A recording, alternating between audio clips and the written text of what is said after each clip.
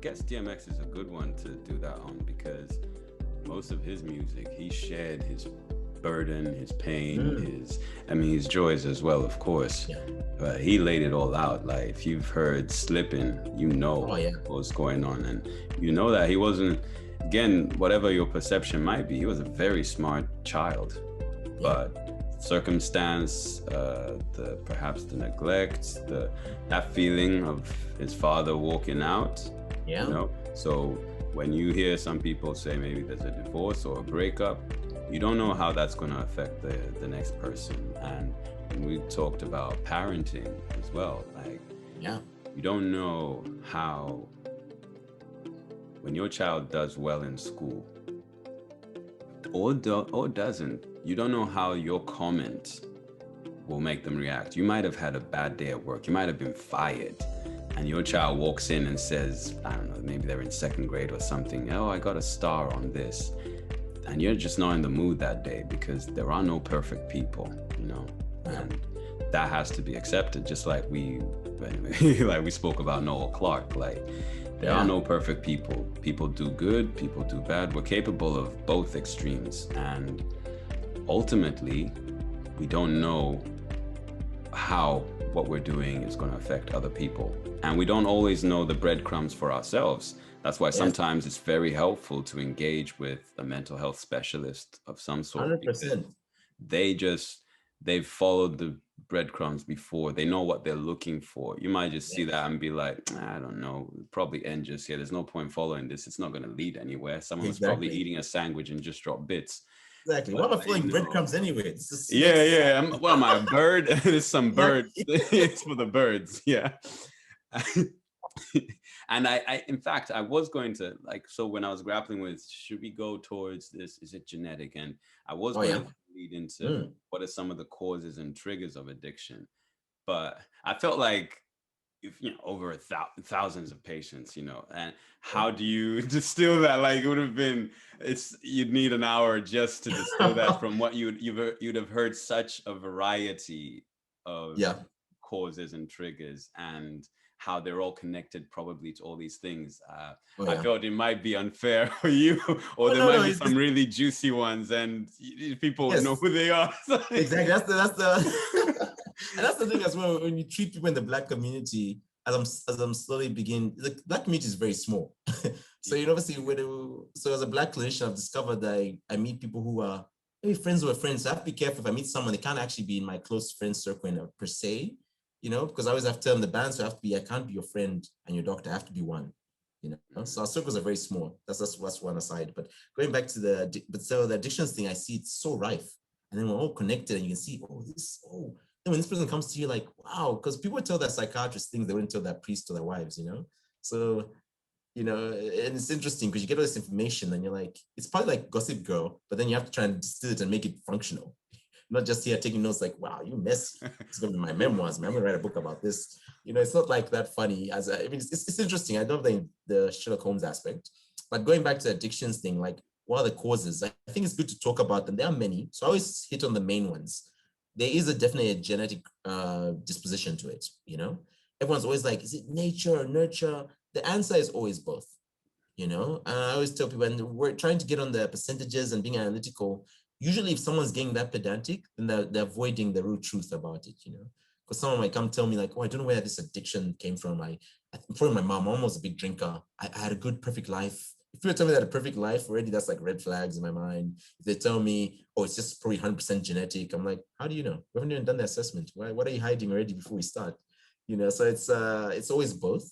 But the loading percentage-wise, who knows? And at the end of the day, it doesn't really matter, but it's good to be aware of what they are. So it's true, if your parents are big drinkers, it does actually change your receptors, and on a genetic level, it actually does imprint onwards to your kids, Everything genetic imprints on. So they're doing lots of things about reactions to trauma. You're made of two halves. Exactly, and you don't know what percentage you're going to get in a genetic mix. But if you definitely got two parents who are big on alcohol, one thing you're going to develop in a child, especially if the parents, wife is still drinking during that stage of having pregnancy, is that the kids' receptors, when they're being made, they'll be very sensitive to alcohol. So what it says is like you're developing a kid who's like, the sense to alcohol is like, ooh, I'm ready. These receptors are alcohol primed. Where the average kid shouldn't have that experience. It's just growing up like, yeah, just this fluid, whatever, healthy stuff. So when you get older, what you notice in kids, the younger you are when you get into any drug, alcohol, the more dangerous it is. So one of the best ways for you to avoid getting a substance, drug and alcohol problem is to enter the drug and alcohol scene as late as possible. So the earlier you start drinking, it increases your chance of developing a drinking problem. So if you just start drinking at 13, 14, and the UK is very common, I mean UK people, because drinking is a bit more, I would say part of the culture, but people are like, why you drink at 13, 14, sneak into clubs? And we sort of normalize it and joke about it, but that's a very young age to get your receptors into alcohol when really it's time to develop its thinking, your brain is still developing. And if you get your brain wired into cannabis or alcohol, it's very sensitive. At that young age, the receptors are developing, so they develop a taste for it to a point that if you fast forward 10 years from teenager and you've been a drinker, your receptors are quite different from someone who's never touched alcohol during that time and touches alcohol later. Because at that stage, the older you are, the less likely you're able to change on a neurological level, because your receptors and everything's already built up. Your brain's the right size is going to be, your neurons are very developed fully. But if you add an alcohol in the mix, it's like you're bringing in like a bit of spice into your nervous system, but alcohol spice. So your body will always be sensitive to that. And it also does affect the way you develop in terms of things like your frontal lobe, so your decision-making capacity. So people start drinking earlier. If you do cognitive tests, they're always more impulsive, always getting into trouble. So we normalize it in the behaviors, but on a neurological level, it's actually affecting the way they process information and the way they're able to withhold gratification. They just want to go straight to alcohol. I need to have it. There's no full stop that the rest of us have because our brain frontal lobe has developed, right? So that's one aspect. That's just genetic. I could go even longer on that. There's so many things about my neuropsych buddies, they've been whinging now if they could hear me. It's like, Xavier, you did it injustice. You didn't do it the right. But I'm like, sorry guys, it's too big a topic. The more natural things that are everyone can relate to a bit more is your environmental factors. So abuse and trauma. And that's the thing which we don't talk about a lot. Because what is trauma? If I had to ask you what is trauma, just layman's term, don't get too technical. I'll ask you, Shai, what is trauma to you? What would you say to me? I'd probably say an extremely negative event or occurrence or experience. Yeah. Yeah, and exactly. And that usually occurs to someone, and here's to break it down a bit more. Some negative, just a negative experience or emotions, or experience is better, that can be either physical, psychological, sexual. Those are the main big ones I tell people. So physical, is there lots of extensive beating in the house, or even trauma by, what's the word I was going to use? By exposure. So if your parents are very physically abusive, that's traumatic. So you might not be being beaten up, but if your parents are always fighting and your father lays hands on your mom when she gets too whatever the topic will be, or mom throws plates at dad, whatever it would be, that stuff is traumatic, And then there's physical where that's more psychological. That's like vicarious. So vicarious trauma, I was going to say. And then there's also the physical where the beatings are happening. So where you're going to strict high schools, where your parents, they get, say, pick your stick. There's that trick where it's like you go pick your stick. So you have to go pick your own, psychological warfare in that. It's both physical and psychological abuse in a sense. And sometimes it happens without reason. Because kids, if you're going to lay hands on a kid, not you should, but if you're going to discipline a kid, rather, I should just say, if you're going to discipline a kid, give them a reason as to why. There should be some stepwise process, not that I'm angry with you and I'm being short fused. That's not going to cut it. It's like you're disciplining them because they did something wrong, whether it's the rules of the house or whatever. There has to be reason. Always make sure you have a reason that's justifying this disciplinary action. Okay. And then there's also the emotional abuse, which is like very critical parenting. Because some people, you have to walk them through. When I tell people, have you had psychological abuse? They're like, nah, especially men. Men, it's always like, nah, I'm good. My family, my dad was a bit of hard ass, but he's good. And then I always keep quiet. You have to sit with them. It's like, yeah, but the way he used to beat me, man, but he used to be my brother, man. And just beat us till the stick broke, man. They even joke about it, but it's sad. If you leave them some string, for me, I just keep quiet and just let them talk it out without judgment. And they're like, actually, man, I never even touch my kids now because the way my dad beat me, I can't even touch. And he says he's a bad parent because they're not disciplining his kids. He just doesn't want to be the bad guy. So he buys them sweets. His wife does the disciplining. And it's funny, there's a very common, you see that with a lot of guys who don't beat their kids. Not often, but some of them, you ask them, why don't you hit your kid? Or maybe hitting is just this day and age, shouldn't say that, but why don't you discipline your kid? It's always the wife who seems to come in and be bad cop. The guy's like, hey, listen, me in my house, my dad, the way he did it, I can't even phantom doing that to my kids, man. And that in itself, it's okay, but it's not, you means that you create poor boundaries for your kids. Because your kids also need boundaries. They need you to also be there with mom cannot always be bad cop and you come with the chocolate and you're the nice guy. No. You both parents should be playing bad cop, good cop interchangeably. You should be on the same page. If mom is bad cop, you're also bad cop. The kid's like, oh, really? So I can't get candy before bed. Okay, both of you said no. He might whinge, but he's a kid. You know better. You know candy is diabetes. You know candy is like teeth decay. You know candy will make him hyper, won't sleep. You know better. This is, you know what I mean?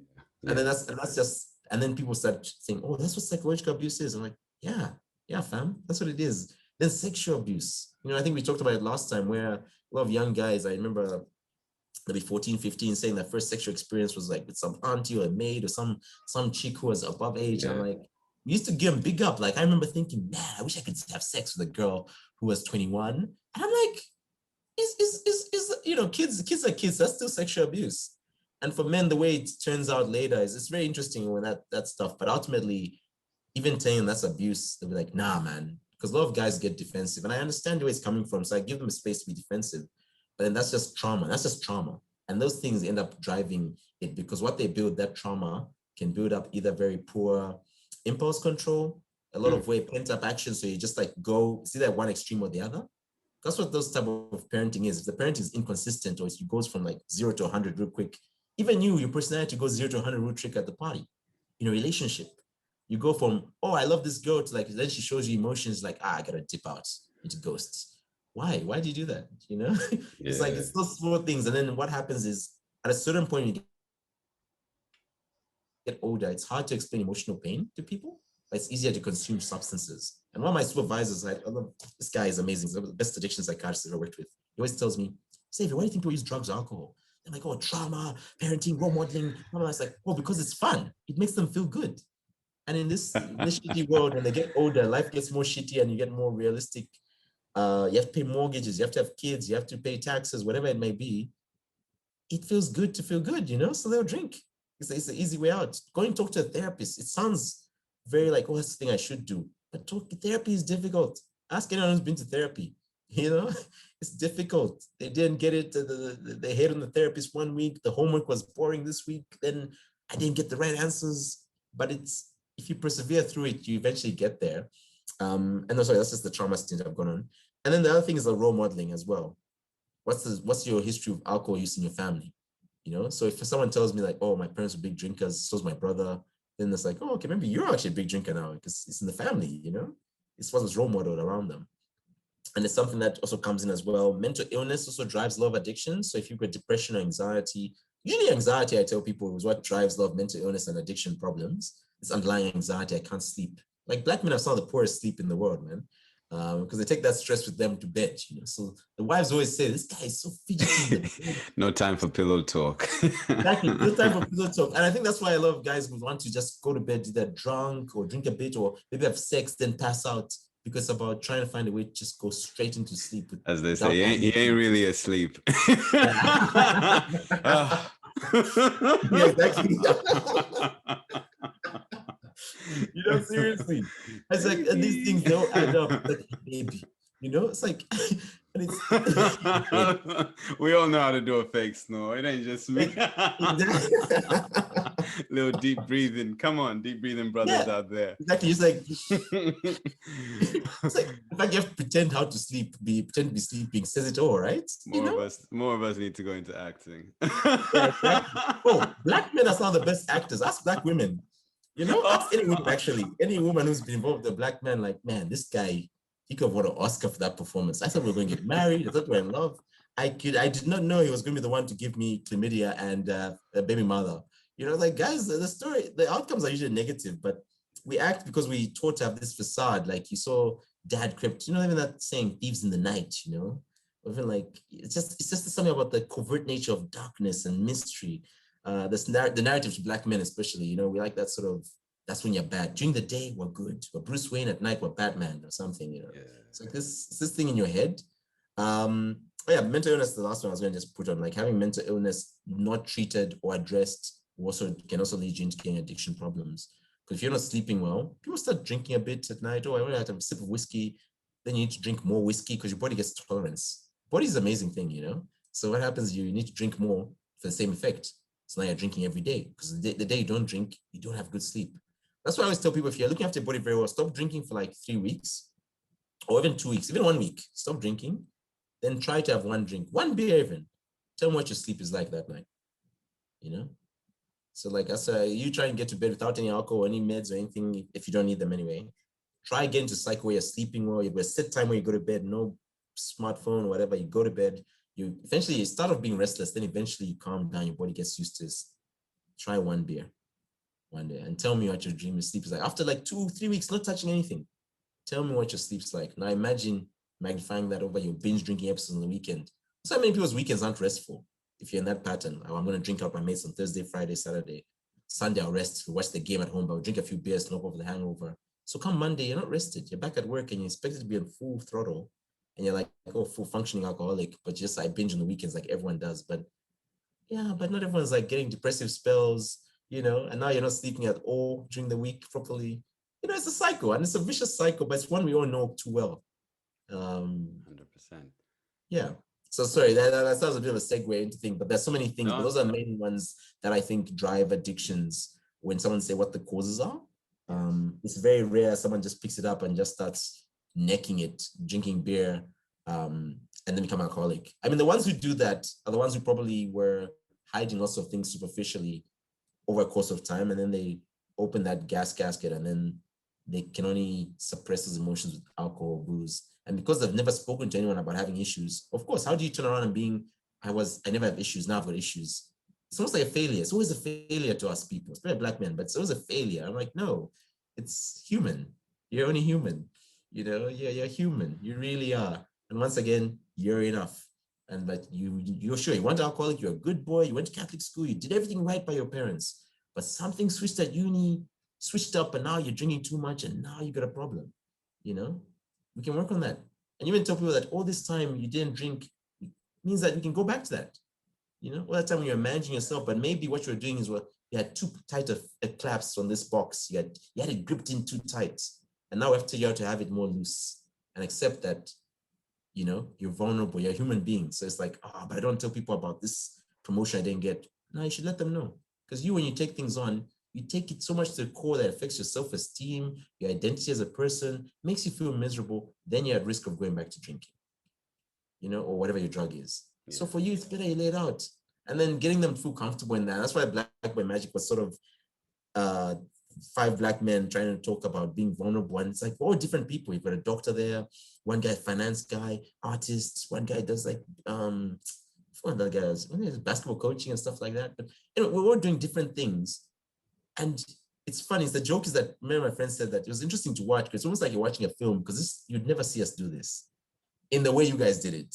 Us would skim over things like, hey man, don't worry, just drink more. We'd joke about, we'd trivialize it. We didn't sit down there and say, let's get heavy today. And when we saw the documentary, it wasn't really as heavy. We joked a lot. But also had these things where we're like, why do we do these things, man?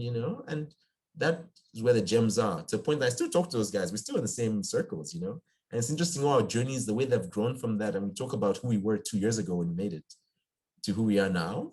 Actually, we made it 3 years ago, but we just due to disorganization and maybe laziness, it came out a year later. But it came out when it was meant to. Exactly, and even just being able to sit with that, because we were so beat up ourselves. We were doing the same thing we were saying we weren't doing in the documentary, where it's like, oh my God, we need to release this, we need to do that, we are so in each other's business. It reached a point where for the talking and vulnerability we can show, it's almost like it's a show, like we're good actors. Can we do that in real life? But it's good to show people that you can actually have those conversations of visual medium. But I think the more we see that, the more people feel comfortable trying it. Because then people have told me, what, I went to my friend and talked to him about my depression. It was awkward, but the guy didn't shun me and he didn't laugh it off. Because I always tell people, if your friend is really your friend and not just some poser or some fair weather friend, might not get it, but he knows that it's important to you and it's affecting you and thereby affecting the relationship. It's in everyone's best interest. We try and help each other. That's a real friend. So if you've got real friends, you should be able to open up about anything. They might not understand it, don't get me wrong, because mental health and mental illness is not understood by many people, white or black or anyone. So if someone gets it, you're lucky. If they don't, that's the norm. So don't feel so sensitive. A guy doesn't get depression. It's like, oh, I thought you're just being lazy that time. It's like, nah, man, I just couldn't get out of bed. I couldn't, found like everything even Denzel was talking, like finding showering hard, just basic self-care, and I'm supposed to put out this facade that I'm looking good. I better shower on my Ralph Lauren, get out there.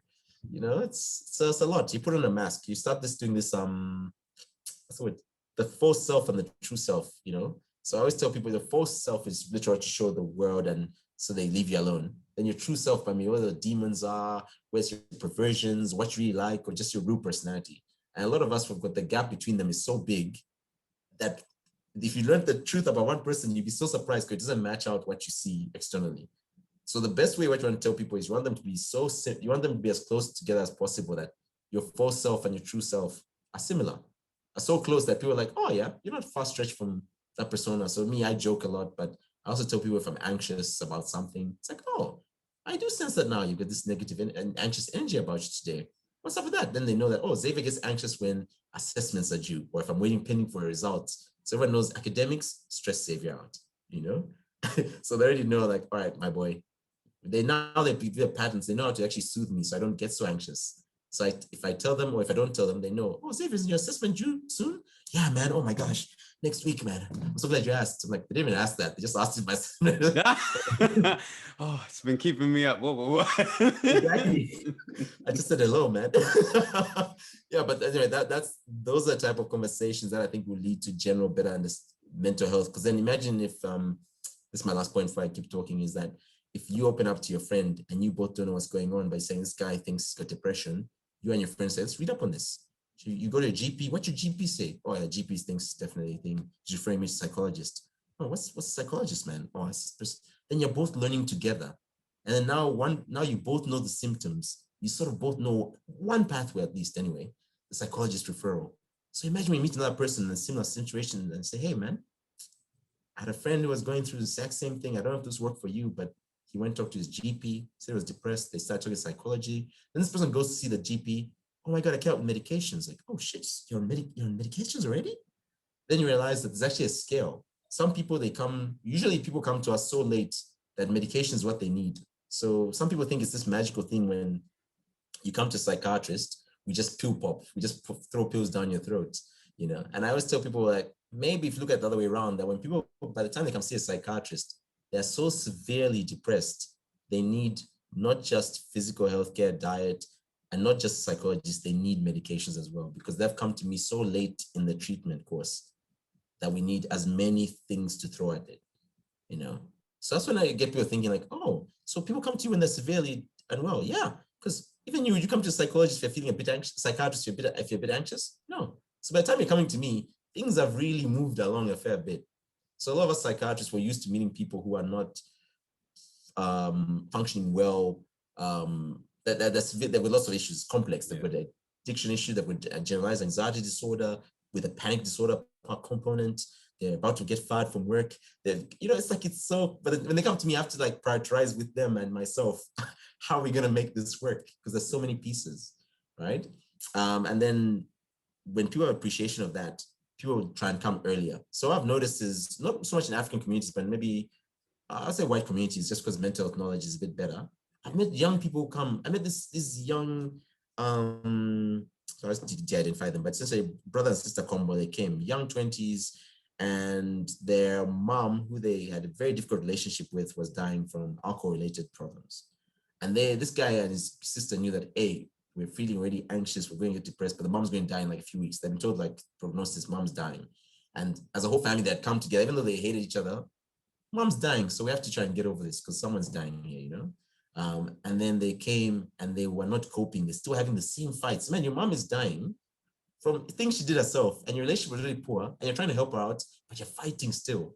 You're getting back to those old territory, negative energy, and you're trying to see this through, but someone's going to die at the end. So these kids came to me. The sister was supporting the brother and said, hey, man, I think I need to get some help and direction because I already see myself slipping. I'm going out drinking too much. I'm taking a bit of cocaine. I see myself already going down the path. And it came to me so early, I was taken aback because I was like, wow, this guy's doing some preventive steps here. He's caught himself early and he's brought his sister into this thing. Like, I'd never seen this before. I've had lots of different supports, like husband, wives, boyfriend, girlfriend, even parents and son or whatever daughter, but siblings. And I thought to myself, you guys, wow, okay. we helped him out. The course corrected, even gave him some tips about which therapy to try enter. So interpersonal therapy. So it helps you manage interpersonal conflict, you know, because at the end of the day, when someone's dying, a lot of things come up. Everyone likes to think that's like the movies. When someone's dying, the family comes together and we try and kumbaya it, and we try and think of the good times and make it, bury the hatchet. Hey man, it's not like that. Life is a lot messier than that. You know, people who are dying can still be dicks, you know. So you know, that's like, and then people who, you know, and it also goes both ways. So people who are not dying can also be assholes. But you kind of have to get everyone on the same page. Why are we coming together then? What's the point of this? You know, because some people do it because that's what you're meant to do. If someone tells me if I've lucky my parents' situation is good, but if someone tells my mom is dying and I've had a difficult relationship with her, from a cultural context, the expectation is I'm going home, regardless of what the beef may be. It looks very bad to everyone if I don't come home, despite the fact that we argued and we never talked for the last 5 years. But your mom is dying, you have to come home. There's no two ways about it. So that's already the cultural setup. I'm already screwed, you know?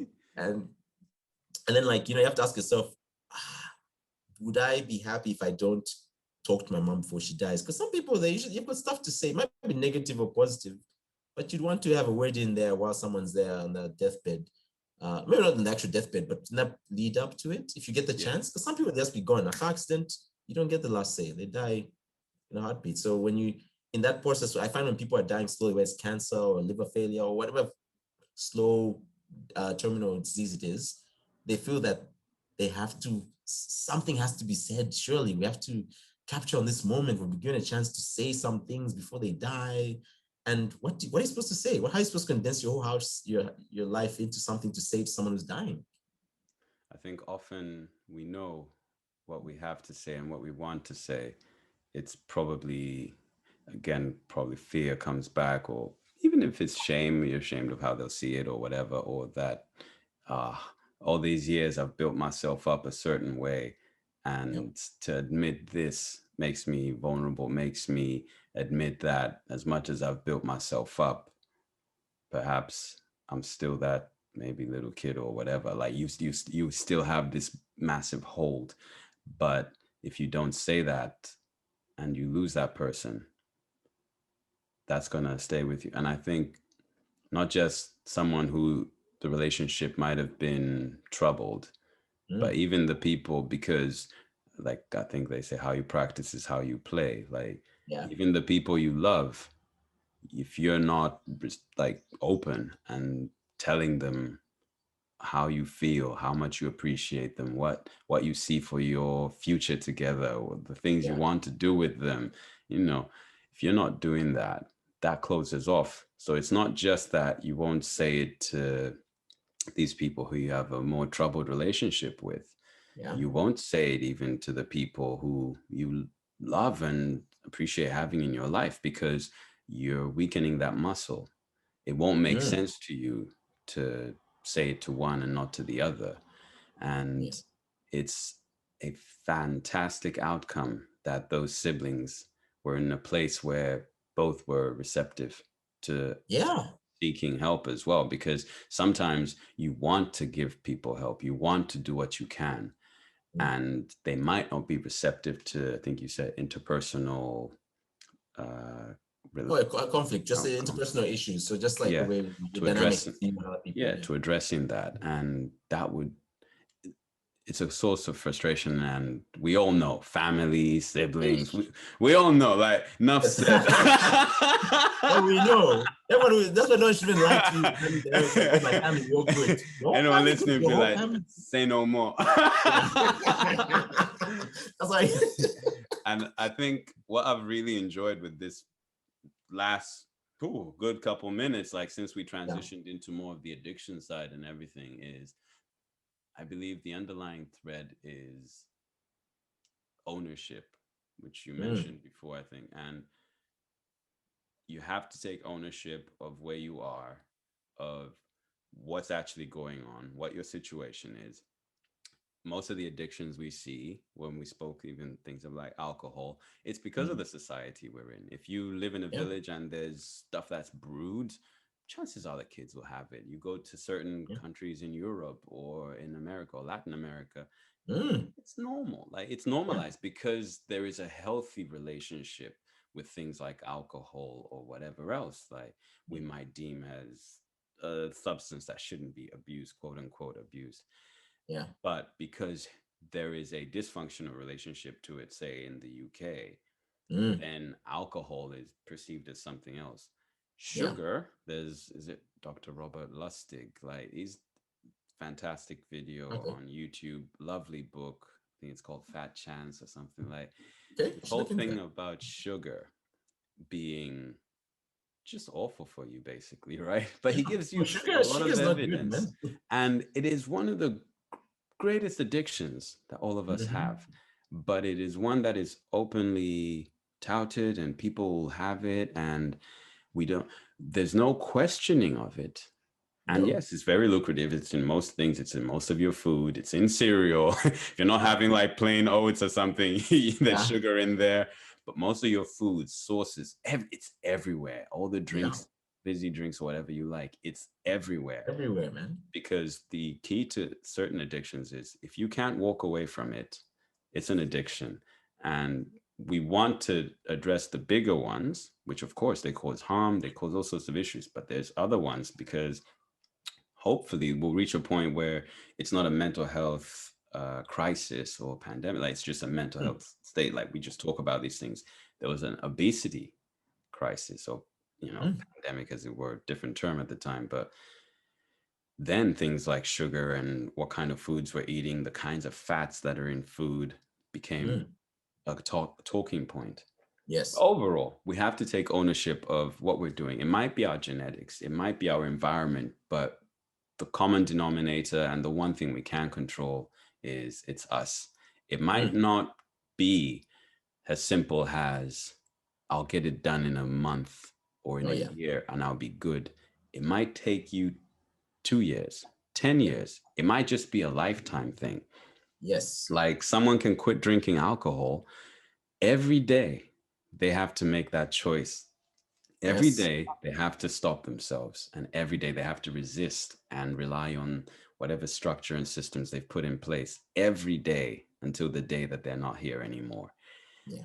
And it doesn't have to be in a bad way. It doesn't mean they wake up Mm. and they're so sad and it's eating at them, because ideally they'll have changed life in a way that they are now living a happy, full, and fulfilling life. So Yeah. every day it's easier and easier to not turn back to the addictions and Yeah. to love yourself where you are. We often say that about other people. We want to Oh, love yeah. people where they are. That's the best way. Don't Yes. love me when I achieve this, because see me when I achieve it. Then start talking to me about love, because that Yes. means you're not loving me now. You're Yes. crushing me. You're 100%. telling me I'm not good now. And it's important to do that for yourself as well. It is not Yes. easy. I'm working Yes. through that 100%. A lot of what you were saying, preaching to the choir. Like, I know. there is so much, man. There's a there is a lot there that I'm literally still processing, even down to emotion and Yeah. even achievement from when we were talking about high school and all these things. And Yeah. there's a lot I resonate with, and I find these. That's why these conversations for me are extremely powerful. It's because I'm in process. I'm in the vehicle. Yes. I'm on the move, and Yes, you are. I'm in pit stop area. I'm in Mm. MOT and service area, Yes. and coming to the appreciation that, particularly for me in 2020, Yeah. it sounds ridiculous that it took getting into my 30s to fully appreciate this, but to appreciate that no matter what I'm doing, even if I lost all my money, all my jobs or work or anything like that, if I was destitute, Yeah. there are people who, even in what I would then categorize as my lowest, my most useless point, would still love me, accept me, and say, come on over. Yes. Put my shame aside or however I feel. There are people who would still at that point say, Shamenda, love you, come over here. Don't just sit Yes. on the couch all day. Like, come on, Exactly. let's Yeah, take yeah, some yeah, steps. Like, let's not get that wrong. Like, yeah. yeah. Too comfortable. And it was a eureka moment, a revelation. Yeah. But I think a lot of us might need to get to that point as well. And a lot of Mm. it just comes from, if you're not that happy, if you are feeling anxious, you have to take ownership. You have to try and address what it is and be open to seeking advice from, yeah, friends, family, but professionals as well. Just Yeah. to see, you don't have to commit to it. Like, no one starts to follow you around and say, you've not come back, like, Exactly. but I promise you, just like one of the best things for me about having this conversation with you right now is Yeah. it puts a human face to a profession, the Ah, person yes. behind the profession. And you're a guy, you've been through life, you're going through life, you have Oh, your, yes. your foibles, like you're a human being. 100%. And so someone listening to this should just know that they're listening to a human being. And when you go in to see a psychiatrist, a psychotherapist, psychoanalyst, whoever it is, a counselor, you're talking to a human being. Yes, And you are. you're just talking. We love to talk. Come on now, you love to. Ish. If you're listening to this, it's because I you love just to I want to talk and wrap you it up. need a I said when break. I'm doing my sessions with my African clients, I always feel Yo, like I feel sorry African clients. I was like, hey man, I haven't finished my story. Listen, we need to truncate that story because you only really have an hour this session. Because it's still obviously a session. because And yeah, and that was the great advice you gave as well. Like, yes, there are certain restrictions because there are not unlimited resources.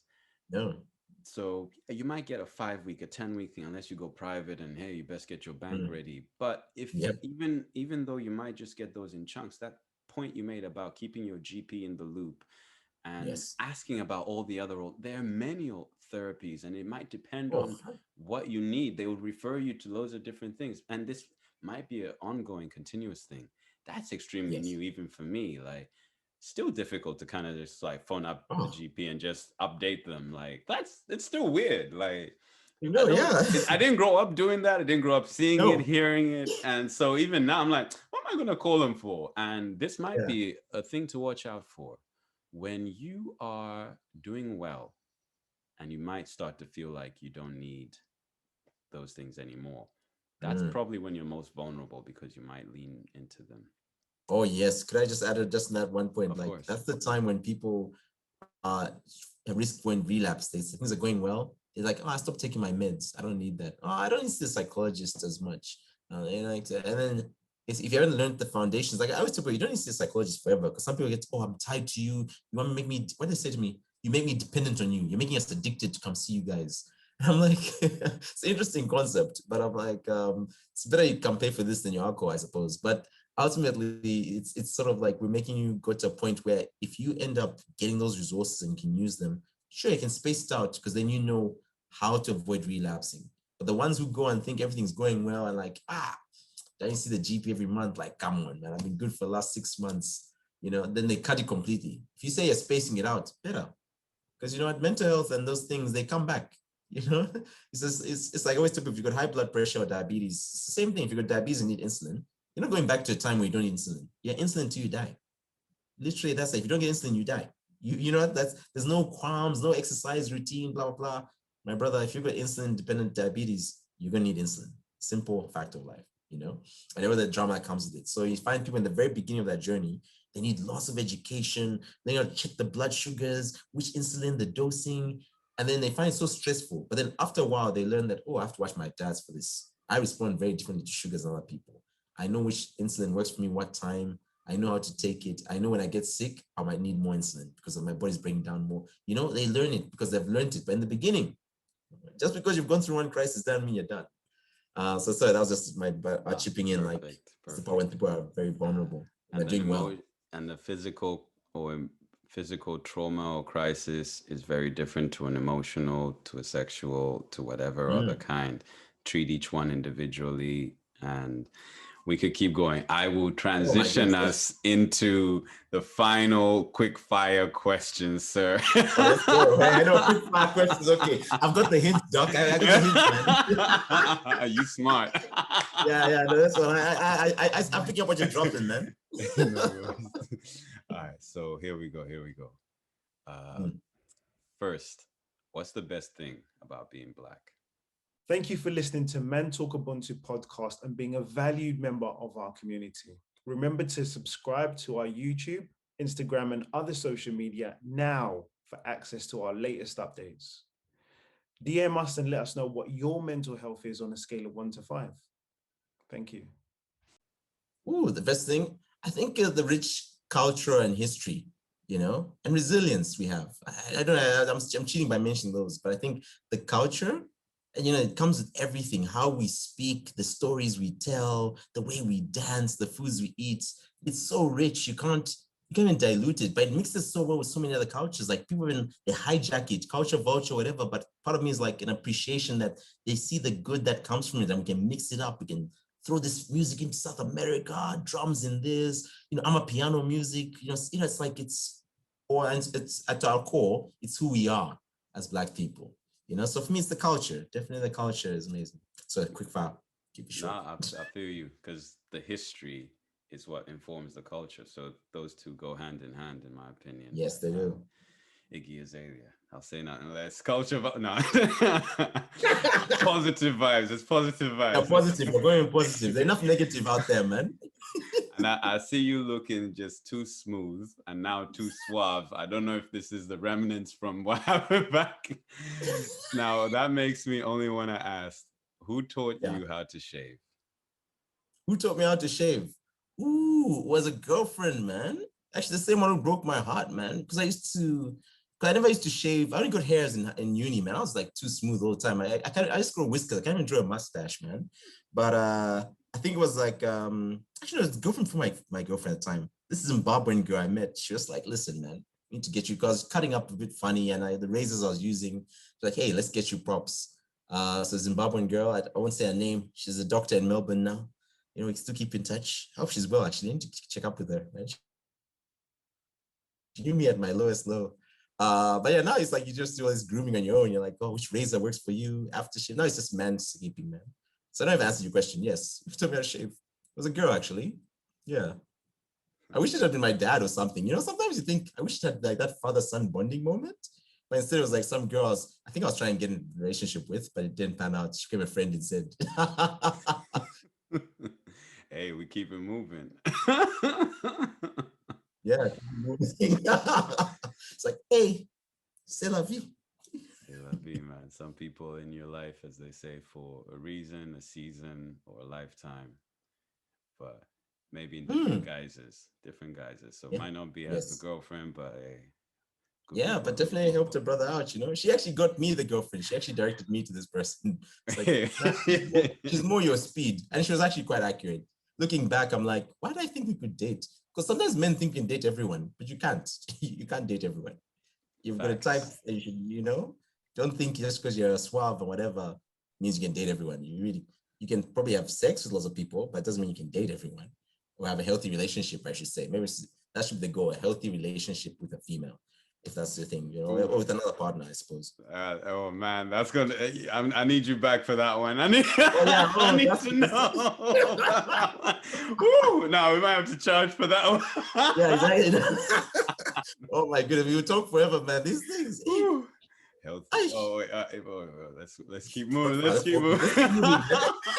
Zambians in the same room. Oh my god, keep moving, bro. Keep moving. Right. What book or resource do you hope people still use or refer to 100 years from now? Ooh. Wow, for fiction, for fiction, let me just go with fiction. I always go with like that Chinua Achebe book, Things Fall Apart. It's funny because the older you get, the more gems I see in that book. The man was ahead of his time. I guess I got to a Black author as well, just because keeping with the theme. He was talking about how when you own hubris on your own, you never make it, You really need to be caring to other people, and the way you treat other people in a way of karma, in a way, depend how your life might end. If you send a lot of hate and negativity out there, it'll come find you. It really does. I'm a very big believer of karma and stuff like that. You can say quasi-science, whatever you want to call it, but what you give out will come back to you 100 times fold. So and that's something as well, because even the guy in that book, he killed himself, actually, suicide. So I don't know if it's just got a point thing. It's got a theme of that no man's an island, And it talks about Black people and very Black stories, the way we take on conflict, with lots of aggression, you know, and the way we treat each other in relationships sometimes not healthy. And the healthier ones, the ones that thrive. But if you don't know what a healthy relationship looks like, how can you replicate that? So that's a good one. In terms of resource, man, you got me, man. I have to think. Let me just go with that one as my takeover, because I find so many gems every time I read that. I read every like 2-3 years, and I'm like, this guy, do you know my life? Like, was he talking to my it's about this guy from a village. When you read on the surface, it just seems like this guy in a village who ultimately is a big wrestler and is a big shot, then falls down due to his own arrogance. But ultimately, it's a story of life for many Black men, I suppose. Or just one story of life, not a common story. It's a common story, I guess. But yeah, let me go with that. Resource, that's a good one. I'm gonna have to remember that for next time. Glad. And finally, what do you wish more men talked about? Our feelings and shortcomings, you know, like how you actually feel. Like you asked me, how are you feeling today? Today, you got me in a good wicket, man. I won't lie, it's a good day, 8 out of 10. It's not a perfect 10. Like I said, there's some stresses happening out there, but it's like just talking honestly about our feelings, just your emotional state. You know, if someone asks you how you're going, if you're happy, all well and good. If you're not happy, tell people, you know? And that's what I'm just our emotions and also our shortcomings. I guess shortcomings is a big one because I think when we're doing well, we're very used to amplifying that. We're very happy to tell people we're doing well. I've got a project. Oh, I'm on Mental Talk UK podcast today. Mom, I can't talk to you. I'm going to big things, man. You know, but then really, I should be able to tell you that actually I've had a stressful week, or me and my girlfriend are having issues, or I feel insecure in relationship with my parents. Can you imagine if we started talking like that? You know, because all the positives we talk about them, that's okay. We can boast about positives all day long, but you know, just talking openly about our emotions, that'd be something. Sharing vulnerability, oh, that's something I'd love to see us do more of.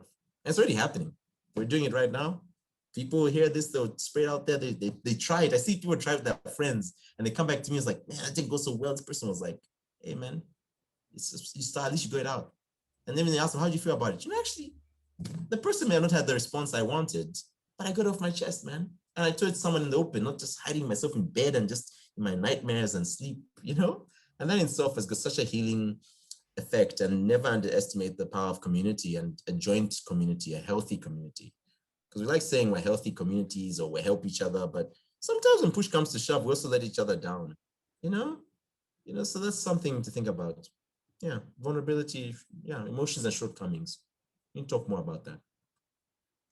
Perfect. I mean, I feel like anyone listening to the conversation, we spoke about normalizing discussions about mental health, but I think it's more than normalizing, it's encouraging people to have deeper conversations, feel comfortable sharing when we're not so okay, and learn that you can only have a better time when you have a deeper conversation. You will not believe the difference it makes. And that's why even you might perceive going to see a mental health specialist as something quite daunting, very, very serious. Like there'll be no laughter and no jokes or nothing. Like, but you'll be amazed. Perhaps in the first one or two, and it depends what you're going for, of course. Yes.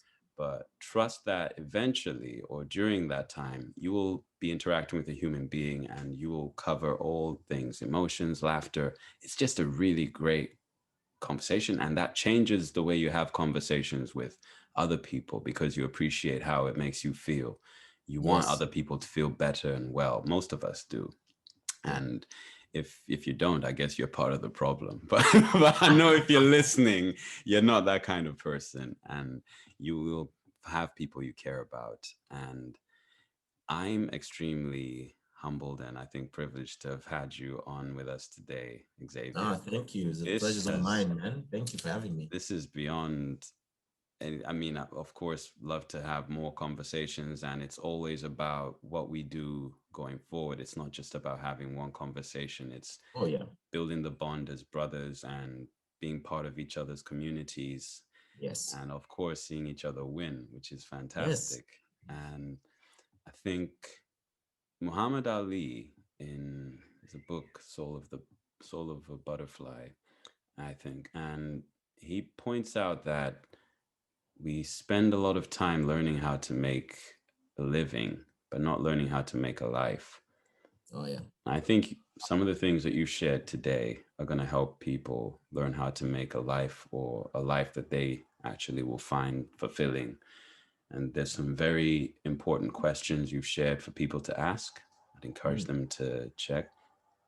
If people did want to perhaps see what else you're up to, just follow you and get some of this sunshine you're pouring out. I need to get myself some proper socials. I'm not even proper on social. I used to have my own private Instagram, but I've let it be just private. Every time I open it up, I just get people in my DMs, like obviously mental health crises. So it's not like my Instagram became very serious for a hot minute. So I had to put some firm boundaries, but I have nothing yet. But in the next month or two, the trust is something where the few things I have to get together resource, because ultimately my big dream, really, if I'm honest with you, is make a website which shows different mental health resources and ideas that are catered towards Black audiences or Africa, or just anyone really could use it, but shows more of our stories. And even we're going to have short stories and clips like, what does depression look like in a young female? What does depression look like in your auntie? You know, because these things for Africans as well, we present some symptoms very similar, but other things we do differently for these depressions.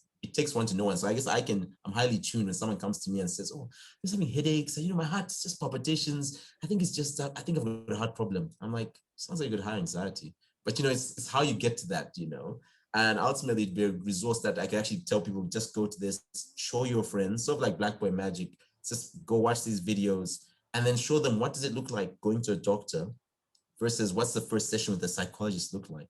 And why do we ask these questions we do? And why, when we're asking you about suicidality, we're not trying to suss out if you're that bad or not, or, are you going to tell the police on me or whatever? Because people get sectioned for that sometimes, So people get very scared saying how unwell they are. Even though they're literally in the psychologist's room, they feel scared to say how unwell they are. Can you imagine the contradiction in that thought?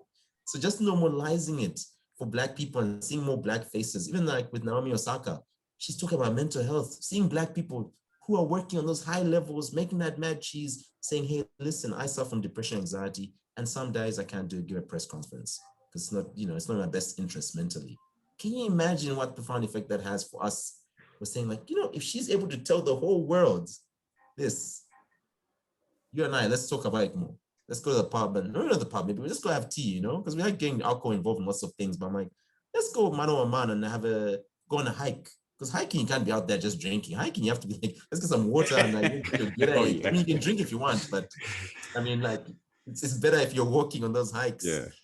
You're straining out your brother. You see your friends lagging behind. You have to stick with each other because you're only as strong as your weakest link. I really believe that. It's not like you have to cut off these weak links and like make sure everyone in this tribe is like, what's that movie? 300. Because a lot of my friends like using that Spartan mentality. And don't get me wrong, every mentality ideology has got a place, but when you're using that in space of mental health, it's very dangerous. Because what you're saying is that only the best or the strongest survive, and the rest we literally kick them down a pit or we cut them off. What's our messaging always sending to other people when it's our turn to suffer? When you're going through that mental health crisis, do you want to be cut off by your fellow Spartans? But that's what's going to happen if you're going to use the Spartan mentality. That one day it's going to be you, because you're not 100% every day. You're going to have a crisis, and it's probably going to get you sooner than later if you're ignoring it. So that's something I always tell people. Like, what's the joke I said the first time? Like 1 in 4 people who have a mental health crisis or mental health issue every year. So if all 3 of your friends are good, it's you. So it's something to think about. So if you're always in denial, like I'm good, I'm always good. Those are the guys who surprise us by, oh, that guy actually is a cocaine. That guy's got an alcohol problem. That guy's got 3 different girls and 2 baby mamas. He got another girl pregnant. Oh, he's spreading chlamydia down and up and down Sussex. Whatever it is. It'll get you eventually. So yeah, I'll stop that. I'll talk forever. We point out hurt people, and I love also the thing with Sparta, because yes, they were a warring community. Absolutely. For me, the ethos they had, the egalitarianism, everyone's standard, everyone eats the same. However, especially in the world that we live in now, and this is where also your community plays a role, there's a reason Sparta isn't here today. Exactly. That's because although they could dominate, as soon as an injection of other some of the, I think it was it Athens? Anyway, when some of the people that they dominated started to infest, shall we say, because they ended up not being here, right? So we use the word infest, their culture, their way of doing things. That ended their, because it's like you're used to being disciplined, regimented, boom, like we spoke about. And now people bring in alcohol and they're like, chill. And oh, you used to being disciplined, regimented, all this. Mom and dad are at home. Don't let me down. Now you're at university alone. You are high as a kite. Yeah, exactly. You're doing immoral things. So that's why Sparta isn't here anymore, because they could fight the war out there, but they could not fight the wars of comfort. Like comfort is a terrible, terrible oppressor in a way, because if you get comfortable in your addictions, they will end up destroying probably your life and your relationships. It's okay sometimes to have bits of them and all this if you are working towards addressing them, but don't get comfortable in them, or at least not for too long. Yeah, exactly. You know, and at least, and then find out ways where you can get help. There's so much help out there. I always tell people it might seem like it's limited and it's hard to access, but it's there. You know, it's better than what it was before. It wasn't there. It's actually there, and the services are expanding. Even our understanding of we have this thing, transcultural mental health now, where people realize Australia's got so many immigrants. They realize, hey, we got to figure out what the Lebanese, Indians, the Zambians, they're coming. So when I've got colleagues who call me up and say, Xavier, I saw a Nigerian patient. I don't know anything about how much this is playing into their presentation. Because I said, oh yeah, you have to ask a couple of things. Culturally, what does that mean for her? Does she identify as Nigerian or Australian? What level of racism she experiences? That's something we overlook sometimes in mental health assessment, how racism plays a role. But me as a minority, it comes naturally to ask another minority if they come to my office, how they might be being affected, maybe microaggressions at work or macro, or how their whole family, you know, like you get treated well because you're thriving, but when people see your family, it's like, oh, those are your peeps. You know, there's so many questions to ask. And I always tell them that their connections with the community is key. So if you meet an African who's not connected with their community and they're isolated, that in itself is an extra bit of information. If I come to Manchester, I say, oh, Shemenda, oh, he's part of the Zambian Mani group or whatever group there's up there.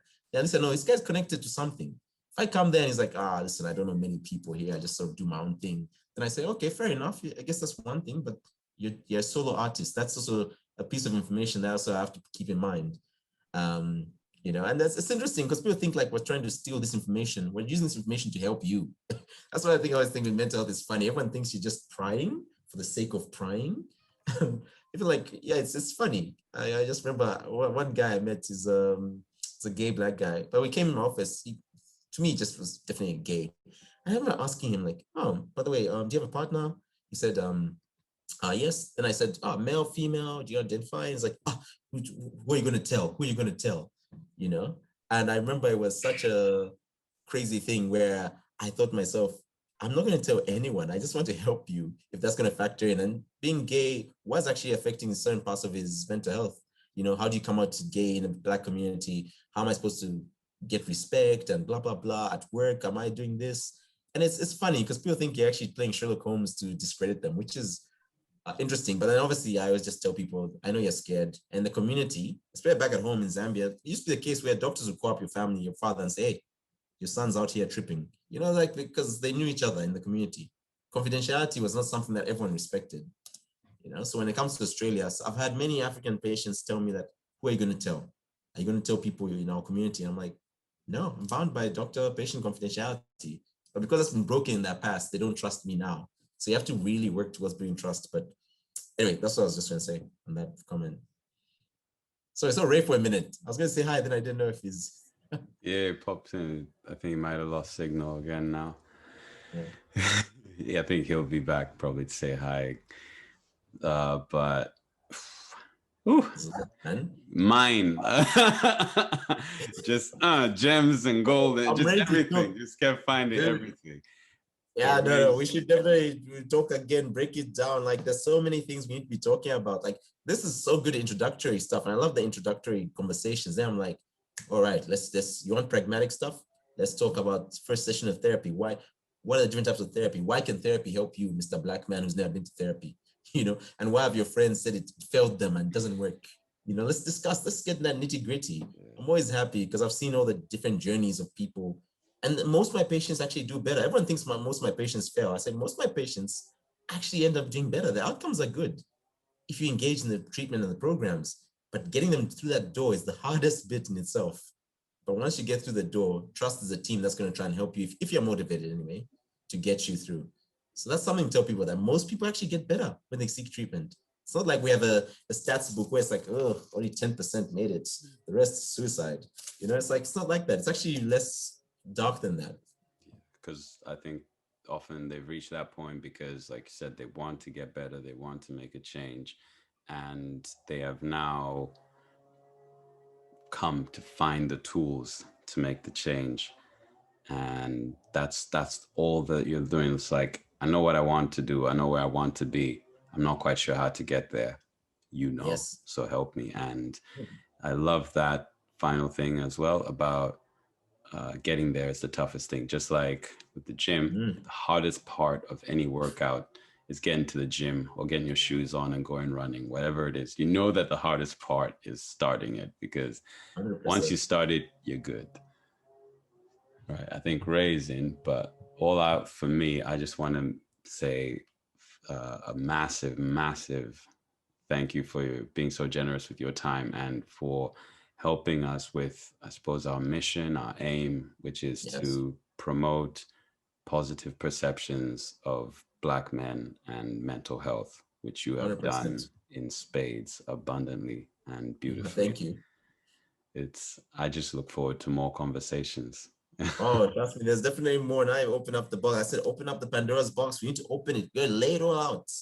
You gotta lay it all out, man. Everyone's like, no, we need to keep it in. I'm like, no. I've done that for too long. Bring it all out, I love the way you, I've just been here, just sitting here in awe and just listening to, even the segments of where you talk about mental health and all the other health and culture, racial, all those things that are related to it. And it just, it keeps playing a certain thing that, mental health is not just a destination, but it's all about a process. And it's about how you basically drive and not where you're going. But, the key thing that keeps beating, and it's a beat that's getting louder and louder for all of us as Black men, Black people, and, just people in general, that is so, so important. As long as you've got a mind, it's mental health. And, it's a journey. And the fact that we're opening up this Pandora's box and we are so privileged to have you, give us so much insight and understanding. And it's just, it's rich. It's something that, the conversations we don't have every day, even as you suggested, just having a conversation, going for tea, going for hikes, no alcohol involved. Because one thing I really realized, especially with, a lot of my friends and things like that, as much as I would call them friends, the only time we would find ourselves in the space together would only be when we're going out, we're partying, alcohol influence and things like that. And then I was like, hold on a minute, we don't really, when things are bad or things are going on with each other, it's like we never really speak about it. All we do is just party together and there's no balance. And then that's when I started to say that this can't happen anymore. This is where we all start to begin to create that shift and that change of that, unlearning, relearning of, and normalizing mental health as a, society, community, and culture as well. Yes, 100%, man. You say it so perfectly, man. So it's good to see you, Ray, man. We missed you for the bit there. I am gutted. I tell you that, I'm gutted. No, I'm sure we'll have another chat. If as long as you're happy to have me back, I'm happy to always talk, But also, like what you're saying, like just demystifying it and just bringing it out and making sure we're actually leading with intention, because it is difficult for us to be vulnerable. Because Black men, especially, no one taught us how to do that. We got told to shut down emotions. You're a kid and you express them. Then you reach a certain age, crying. Men don't cry. My dad used to always panic so much when I used to cry. I remember looking at him. I've never seen a man so panicked, ever. It's like, Sonny, don't cry, men don't cry. He's had his handkerchief out. My dad brings out these these embossed handkerchiefs. Like, oh, Sonny, take my hanky. Don't cry, come on, get yourself together. It's like, I'm like, I remember saying to myself, yeah, I have to get my shit together. How can I'm embarrassing my dad? It wasn't even about my emotions. I'm just embarrassing and laying the family down. So I better shut it down real quick. And then the problem is that society as well, we reward that nonsense. The stoic man, the stoic black man, the black man who doesn't seem to share problems and is walking carefree through life. I'm like, that's just mysticism in our heads, really, people. Everyone's got, like I said, if you have a brain, you've got mental health. And even when Shai asked me, the first question was, share your mental health story. Man, I could have started off, we're going to start doing the Iliad in here. We're going to do like Odysseys and chapters, but I had to keep it short. Because everyone has one. So when someone tells me, oh, I don't have a mental story, I always call it, BS on it in a way. But like the training, I guess, has taught me how to be able to watch egos, and you just can't talk the way we normally are taught to talk, like very blunt. We're so sensitive. And black men, we're more sensitive than we come across. Black men will tell you this. They know that. They just keep our business private. Otherwise, if black women had tried a thing, they'll be like, we're some of the most sensitive people. Our egos need so much stroking for things that are there to even help us. You're a big drinker, your wife or partner addresses you, says, hey, honey, do you think maybe you drink too much? I say I'm alcoholic. Maybe you are, brother. Maybe you actually are. You know what I mean? And this is someone who loves you, who's just trying to ask you in a very polite, nice way if you have a problem. And we get defensive. So I don't know, it's something where it's a muscle we have to learn, teach each other. And I think our generation is good because even my dad, I think whenever I talk to him mental health, he's always like, he's got so much better with it, it's because I forced those conversations, and I felt sorry for him the first time I started forcing different conversations with him. Because my dad was always like, how are you doing? You passed your exam, go Black Panther. Good, yes, dad. How are you going? Business is good. Got another contract. Okay, yes, amazing. Love you, bye. And those are our conversations for many years. Like that's many Black parents conversation with their dads, But then one day I said, hey, dad, how's your health, man? How are you going? He's like, oh, he found it so awkward because we weren't talking about business. We weren't talking about thriving or success. I was asking him like, how are you doing, man? I heard you were sick. You had a pneumonia or something. Are you okay? It's like, oh, yeah, I bounced back, Sonny. God and faith. I said, yeah, but tell me, I was scared for you. You start sharing these emotions that my dad found so difficult. But over time, because his son's a psychiatrist now, I feel sorry for him, man. He's like, he had to learn the language of talking about emotions. Can you imagine your child is like the thing that you don't talk about? And then he's like, oh my God, my son's calling, better talk, get my script together. Because even now, we don't even discuss business anymore. He asked me like, how are your relationships going? How's your brother and sister? But how are you? He actually asked me, how am I? So he now reflects those questions back at me, and I know he's invested, but it took him so long to cross over. And there's sometimes when he really struggles, when something, I felt a big assessment last year and I just was gutted. I was like, man, I don't know if I'm going to finish this psychiatry training, man. Got this timeline in my mind, which is very ambitious looking back. But then I reached an academic hurdle. And the guy my father's not the guy I would call for emotional hand-holding. So was my mom. But my dad surprised me last year. He was like, hey, man, I know how bad you take these assessments. And I was like, oh, how do you know? You're my son. I raised you. I saw how bad you're critical on yourself in primary school, high school. The man was watching. It's funny, sometimes you think he just wasn't saying because he didn't know, how do I tell my son academics aren't the biggest thing, but at the same time, I want him to excel. But he didn't know how to tell me that, Sonny, we still love you, even if you fail 100 tests, even if you don't make it through your training. What you have done is I could never be abroad, Sonny. You're abroad, me, I'm a Zambian through and through. Me, you put me in another country without my network and my tribe, we're in trouble. And but then you out there, and like he just gave me the speech. I was surprised, my father. And I'm like, did you always have this in you? I felt gypped. I was like, hey, Dad, where was this like? Okay, it's here now. Just, that's what you have to accept. It's here now. And the guy has changed so much over the last 5 years even. And I think people always think like, oh, people never change. They want to change. And I think it's there. They just don't have the tools to use that. We really don't have the tools. We're all emotional beings, but we don't have the tools to communicate our emotions or what we really want to say that really matters. Can you imagine? As simple as it sounds, it's actually more complex. It's easy to say, harder to actually execute. Oh, I totally agree, because I know even me being a father, there has been a big transformation within me, and that all comes to having a child. And if anything, what Yeah. she's done to me is what you've done to your father. She's broken that mold for me to kind of be in touch with my feelings and kind of ask those questions, you know, how are you? And, you know, it kind of links to, you know, the question, what is your mental health story? So all the time, that is so, so powerful, because it's just that taking into consideration that, you know, everyone has a mental health story. It's just like a book. You go in a library, there's so many different books, And it's not about judging the book by its cover. It's about sitting down and letting them, even if it's 30 minutes, just sitting down and just hearing the story, because I guarantee you every story is different. There's no story that is exactly the same, but there is also something that's aligned where you, whether it's something you've experienced or something you are experiencing or yet to experience, rest assured that, you know, it's that thing of the same rain falls on everyone in different places. And if anything, all these things, you know, they teach me that, one, you know, turn your demons into art. Your shadow is your friend. It's all about fuel, like, it's all about your fear. You need that to basically fuel you every single day. Your failure teaches you. Your weakness is the reason to keep you going and fighting. And it's not about wasting your pain or, you know, recycling your heart, because you're amazing as you are. And it's not about us being harsh on each other, and this is where it comes as a community. We come together to basically, you know, break down that whole, you know, Spartan mentality and say that, you know, there's strength in different places other than that for us to kind of build and be everything that we're destined to be. Yes. It's amazing. Man, nothing to add to that. That's perfect. Ray came and stole the show.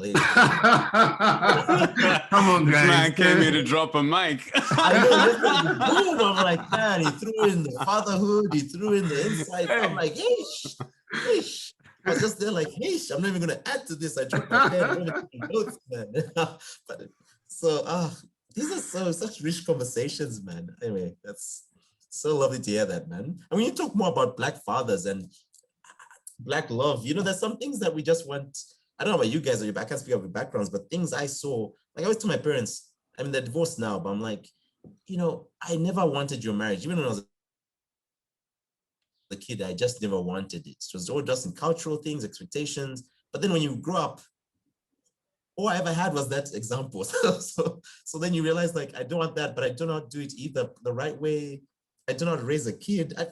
You know, something, we need to give people more resources and to chat about that, you know, and just tell them that, like the library example in the books, there's so many journeys. Hey man, you might like fiction, but you might not like classical fiction. Maybe you want some sci-fi. Maybe, you know, it's like everyone's got something for someone, and there's richness in that. I don't know what I'm trying to get to. I guess just you made me think about just the life story from childhood, fatherhood, yourself, the stages of life, man, and just what your mental health journey would look like, and the different supports you might need at various different times, man. So I don't have to got me thinking about, I'm going to go to bed. I'm going to be dreaming this, man. Definitely. I mean, I'm right now in the stage of my life, I'm a firm believer that you need allies, advocates, and people who have those lived experience to kind of help you not just mold it, but make sure you're living your best, true, authentic life. Because, you know, let's be honest, you know, mental health, you know, as much as we have it, it doesn't define you.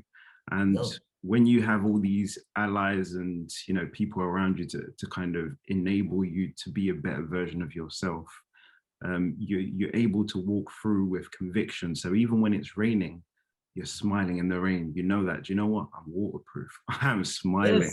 I am going through all of it. You know, it can snow. I'll just be wearing shorts and like no top, but I am. 100%, man. Oh, yeah. It's like, sorry, I was just adding in that example is the best. Like if you've got your mental health and your support circles all locked in together, any situation, whether it's sunny, it's dark, for you, there's always going to be more than silver lining. In and of yourself, you're like, I'm happy. You know, I'm confident, I'm happy, I'm living my authentic life. So whatever happens, okay, it's raining, it's going to be a rainy day, but I'm still living my life. I've got friends I'm catching up with, or like this, you know, it's like, it doesn't matter what the weather will be. you are in yourself happy with who you are and your people around you. And that makes you more resilient to tackle things. You being more vulnerable or being linked in with your community, like, we're talking about caring and connection is the theme, right, for the chat. Being connected and caring, like honest, open, vulnerable, real connection, not that superficial, I got you, fam, via text type thing, and then really you can persevere and it makes you more resilient, not that whole Spartan mentality, because people think that's what makes you resilient. I'll dare say it can get you through some things, don't get me wrong. It won't take you through the whole journey, man. But your people and yourself will, so there's something to be said about that. Yeah. Even when it comes to things like, I'm very big on the allies, advocates, mentors, coaches, and things like that. Even when it comes to relationships, if you see that, there's two people that have had a good relationship, they're much older than you, whether they're in their 60s, 70s, things like that. Or it could be the fact that, they've just been living with each other for the sake of, that's all they've kind of known. It's always best to have those conversations and understand why, how they obviously got to where they got to, and understand even as a couple, where you're learning from other people collectively to perfect your future history, to make sure that, okay, we've seen that's what we don't want. So let's try and work in a different way for us to make sure that we're still connected as we go on through this whole journey, because life is a journey, let's be honest. Whether it's your friend, whether it's your partner or your child, it's always good to always and there's that book, the Art of War, and what it talks about is it's learning from what other people have either succeeded or failed from, to make sure you don't do, you basically learn from a lot of failure, if anything else. So that's something I always aim to live by. I don't always get it right, but again, it's a learning process. You're only human, man. Actually, that's something when you talk about that older couple thing, I don't know why in society, maybe not society, I mean not generalize, but we need to put up people who are actually living those lives in the forefront. It's so easy to see like toxic relationships, like anything from like the Shade Room, Instagram. I'm just thinking of all the things that get promoted, which I follow, even like the West African whatever Instagram. There's some we like negative commentary and it's funny, but then the real stuff would be like married couple of 30 years. They'll tell you how did they get through that. Let's say they're still in a healthy relationship. Say like, went for marriage counseling. There were 2 years when it was off, like 2 years. My mom and dad used to tell me that your generation is funny because sometimes marriage, you have to take it as it's going to be you and them. If it's healthy, not if it's abusive or whatever, get out. But if it's like it's healthy marriage, even the healthiest, you have problems, and then the problems will last months or years. So my parents used to fight a lot about school fees. It's a very common thing people fight about. My mom valued education very highly. My dad as well, but my mom was like, you have to send them to these really good schools. My dad's like, they're very expensive. So of course, every time the school fees came around, you can imagine what my dad was saying, what my mom was saying. And they fought about it for years, But the other things they had to keep on the same page, checking in on each other, birthdays, anniversaries. And they're saying like, you guys, you have a bad time with your girlfriend for 2 months. You're like, I gotta ditch her. You might have 2 years of your marriage which are bad. If you really want to make it work, you can't just ditch them. I mean, you can technically. You can divorce yourself up. You don't have to stay if you don't want to stay. But if you're gonna make it work, it's some hard work, man. And I don't know about you guys, but I've been couples therapy before. Ish. Let me tell you something, being on the other end of the spectrum, I'm so used to patients sitting in the chair. I was like so confused, man. I was there like, so I sit here, right? Okay, you sit there, baby. Okay, we're talking.